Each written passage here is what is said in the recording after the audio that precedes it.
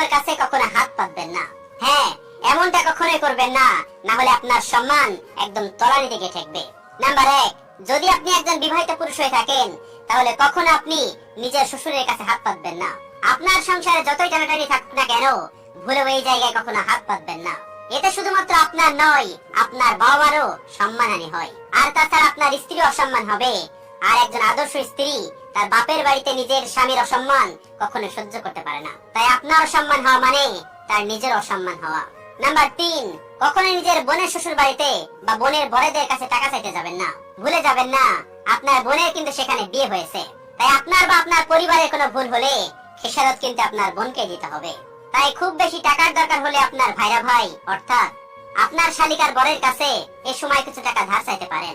Number 4, বিয়ে করে ফেললে কখনো নিজের বাবা মা এমনকি বিবাহিত ভাইদের কাছে হাত পাতবেন না।